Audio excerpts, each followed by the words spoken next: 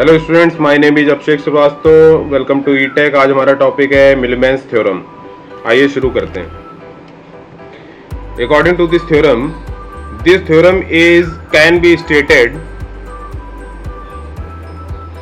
Either in terms of voltage source और current source और both, या तो वोल्टेज सोर्स के टर्म में या तो करंट सोर्स के टर्म में या तो दोनों के टर्म में। तो सबसे पहले हम लोग ये ले लेते हैं as applicable to voltage source. ठीक है, this theorem is a combination of Thevenin and Norton theorem. It is used for finding the common voltage across any network which contain a number of parallel voltage sources. This common voltage source VAB, which appears across the output terminal A and B, is affected by the voltage source E1, E2, E3 and so on. The value of voltage is given by, जो यहाँ पर आपको VAB दिख रहा है, ये VAB एक तरीके का थेवेनिन वोल्टेज है। ठीक है, तो ये फार्मूला आप यूज करेंगे अगर आपकी सर्किट दी गई हो कि जैसे एक रेजिस्टेंस ये है, यहाँ वोल्टेज सोर्स लगा हुआ है, ये R1 रेजिस्टेंस है, ये E1 है वोल्टेज सोर्स है। इसी तरीके से यहाँ पर भी दिया गया है, यहाँ पर भी आपका E2 वोल्टेज सोर्स है और यहाँ R2 रेजिस्टेंस लगा हुआ है।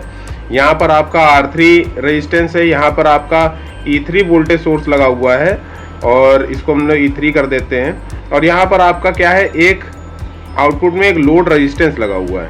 ठीक है, तो हम लोग को क्या करना है, ये पॉइंट जो है AB दिया गया है, तो अगर हम AB के क्रॉस वोल्टेज निकालेंगे तो वो एक तरीके से हमारा थेवेनिन वोल्टेज होगा। हम लोग ने थेवेनिन थ्योरम के और नॉर्टन थ्योरम के वीडियोस में देखा हुआ है।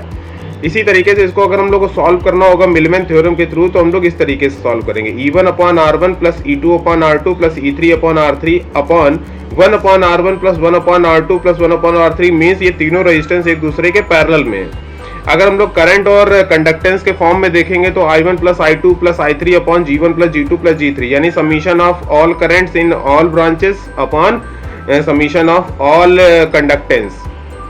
ठीक है, तो यहाँ पर आप देख रहे हैं कि इस तरीके का नेटवर्क जो अभी हमने पीछे बनाया हुआ है, तो इस तरीके का नेटवर्क आपको देखने को मिलेगा। तो आप वहाँ पर मिलमैन थ्योरम को अप्लाई कर सकते हैं। अगर आपको लोड करंट निकालना है जो आपके लोड रेजिस्टेंस से होकर फ्लो कर रही है, तो VTH upon RTH plus RL इसको यूज करेंगे। आइए एक न्यूमेरिकल सॉल्व करते हैं और इसको और अच्छे से समझते हैं।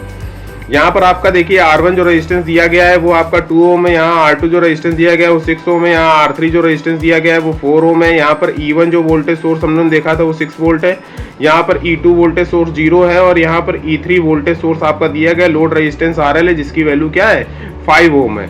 यहाँ पर आपकी एक करंट IL फ्लो कर रही होगी। तो अगर हम लोग मिलमैन थ्योरम को अप्लाई करें तो मिलमैन थ्योरम को अप्लाई करने पर आपका क्या आ जाएगा, VAB जिसको हम लोग क्या बोलेंगे, VTH भी बोलेंगे, is equal to 6/2 plus 0/6 plus 12/4 divide by 1/2 plus 1/6 plus 1/4। हमने क्या कर दिया है, अभी RL को रिमूव कर दिया है। ठीक है, क्योंकि हमें ओपन वोल्टेज सोर्स को कैलकुलेट करना है। ठीक है, तो यहाँ पर हम लोग लिख देते हैं RL रिमूव्ड। ठीक,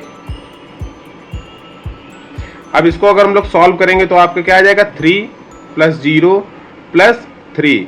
और अगर ये पैरेलल कनेक्शंस है, इनको अगर हम सॉल्व करते हैं तो हम लोग मान के चलते हैं यहाँ पर 12 हमने एलसीएम ले लिया, तो ये हो जाएगा आपका 6, ये हो जाएगा 2 और ये हो जाएगा 3। इसको अगर सॉल्व करेंगे तो ऊपर आपका आ जाएगा 6 डिवाइडेड बाई, नीचे आपका आ जाएगा 11 डिवाइडेड बाई 12। ठीक है, और इसको हम लोग जब सॉल्व करेंगे तो ये आपका आ जाएगा 6 मल्टीप्लाइड 12 बाई 11। ठीक, इसको सॉल्व कर लेंगे तो 72/11 आ जाएगा और 6 पॉइंट समथिंग आपकी वैल्यू आएगी। तो ये आपका क्या है, VTH की वैल्यू है। इसके साथ साथ अगर हम RTH को कैलकुलेट करेंगे तो RTH हमारा क्या आएगा, अभी हम लोग क्या है लोड रेजिस्टेंस को रिमूव कर देंगे और जितने भी हमारे सोर्सेज हैं उनको उनके इंटरनल रेजिस्टेंस से रिप्लेस कर देंगे। तो हमारा जो सर्किट बन जाएगा वो कुछ इस तरीके का बन जाएगा। यह आपका आ जाएगा 2 ओम का, इसी के साथ आपका एक रेजिस्टेंस और हो जाएगा वो 6 ओम का, और इसी के साथ एक रेजिस्टेंस और ऐड हो जाएगा वो हो जाएगा आपका 4 ओम का, जो अभी हम लोग ने नीचे सॉल्व किया हुआ है। इसको सॉल्व कर ले, ये तीनों एक दूसरे के क्या है, पैरेलल में, तभी हम RTH को कैलकुलेट कर पाएंगे। तो तीनों पैरेलल में आपके हैं, तो तीनों पैरेलल में RTH कितना आ जाएगा, RTH इज इक्वल टू आ जाएगा आपका 11/12, ये 1/RTH आपका आ जाएगा। तो ये आपका आ जाएगा आपका RTH अगर कैलकुलेट कर ले तो आपका आ जाएगा 12/12 11। ठीक है, तो 12/11 आपका RTH आ गया। अब हम लोग इसको अगर IL के केस में अगर लोड करंट को कैलकुलेट करना चाहे तो IL क्या आ जाएगा, IL इज इक्वल टू होता है VTH upon RTH plus RL। तो VTH कितना दिया गया है 72/11 और RTH कितना दिया गया है 12/11 और प्लस RL कितना दिया गया है 5। तो इसको अगर हम लोग सॉल्व करेंगे तो सॉल्व करने के बाद क्या आ जाएगा 72 डिवाइडेड बाई 12 प्लस 55।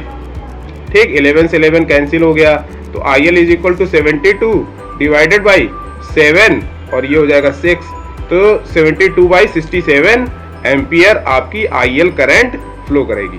तो आशा है आपको ये वीडियो समझ में आया होगा। अगर ये वीडियो अच्छा लगा हो तो इस वीडियो को लाइक करिए, चैनल को सब्सक्राइब करिए। मिलते हैं नए टॉपिक।